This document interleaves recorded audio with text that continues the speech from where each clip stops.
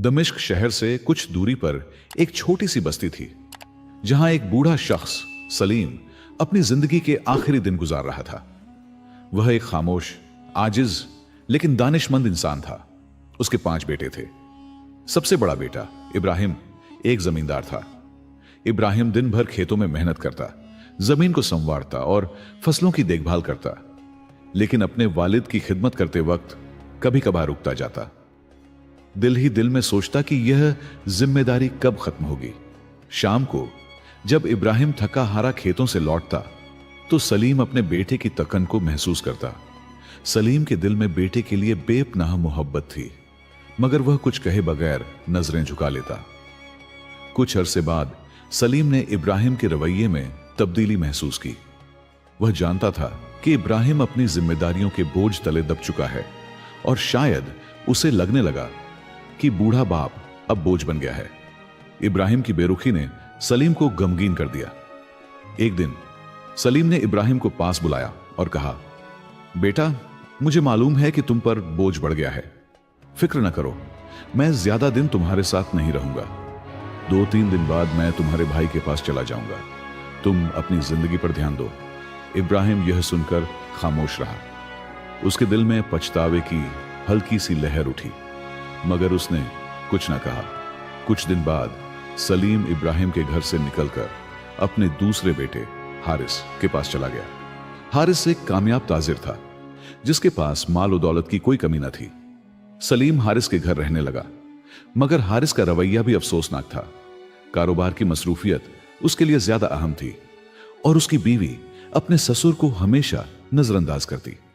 सलीम दिन भर एक कोने में खामोश बैठा रहता, अपने बेटों की बदलती मोहब्बत का गम लिए, मगर अपनी तकलीफ को जबान पर न लाता। एक दिन हारिस ने अपनी बीवी की बातों में आकर सलीम से कहा, बाबा, आपको मेरे कारोबार में मदद करनी चाहिए ताकि आपकी मौजूदगी का कुछ फायदा हो।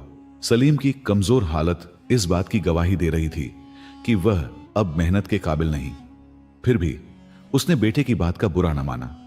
एक रात हारिस की बीवी ने तंग आकर कहा, यह बूढ़ा शख्स हमें परेशान कर रहा है। उनके और बेटे भी तो हैं, वहां जा सकते हैं। हारिस ने सलीम से कहा, बाबा, अगर आप तंग हैं तो कोई बात नहीं, चाहे तो तीसरे बेटे के पास चले जाएं, मैं आपके इलाज के लिए पैसे दूंगा। इन अल्फाज ने सलीम की इज्जत नफ्स को ठेस पहुंचाई। वह हारिस के घर से निकलकर तीसरे बेटे जाहिद के पास चला गया। जाहिद एक मेहनती किसान था। उसने अपने वालिद का एहतराम किया, मगर उसके पास वक्त कम था। वह दिन भर खेतों में मसरूफ रहता और शाम को बीवी बच्चों के साथ वक्त गुजारता। सलीम की बीमारी और उदासी पर उसका ध्यान न गया। जाहिद की बीवी बच्चों को ससुर के पास बिठाकर खेलने को कहती, जिससे सलीम का दिल और गमगीन हो जाता। आखिरकार सलीम की हालत बिगड़ने लगी और वह वहां से भी चला गया। इस बार सलीम अपने चौथे बेटे राशिद के पास गया। राशिद एक धोखेबाज और लालची इंसान था।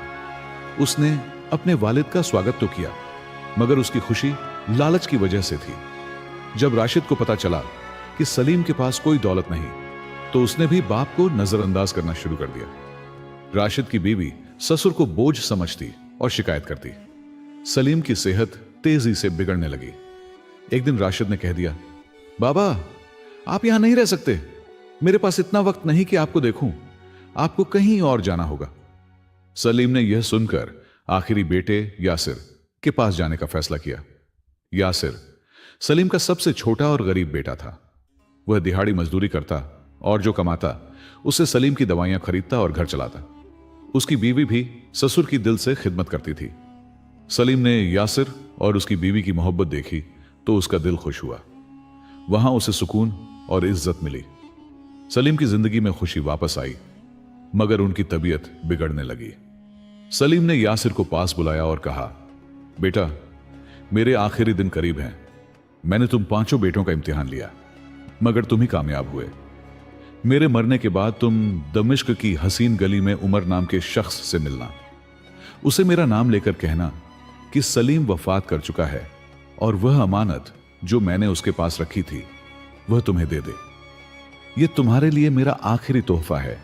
बाकी भाइयों को कुछ न देना। सलीम की वफात से यासिर का दिल टूट गया। उसने भाइयों को जनाजे में बुलाया। यासिर ने कहा, बाबा ने मुझे एक अमानत सौंपी थी जो शायद खजाना है, मगर इसमें सबका हक है। भाइयों ने लालच में अमानत को बांटने को कहा। संदूक में दमिश्क के बाजार की कीमती दुकानों के कागजात, सलीम की बीवी के जेवर और अशरफियां थीं। यासिर ने ईमानदारी से सबको हिस्सा दिया। कुछ महीनों बाद बड़े भाइयों की गैर जिम्मेदारी और गलत फैसलों ने उन्हें तबाह कर दिया। एक भाई कर्ज में डूबा, दूसरा जेल पहुंच गया और बाकी भी नाकाम हुए। यह सलीम की बद्दुआ का जवाब था। दूसरी तरफ यासिर ने मेहनत से कारोबार शुरू किया। उसकी ईमानदारी और सलीम की दुआओं ने उसे दमिश्क का बड़ा ताजिर बना दिया।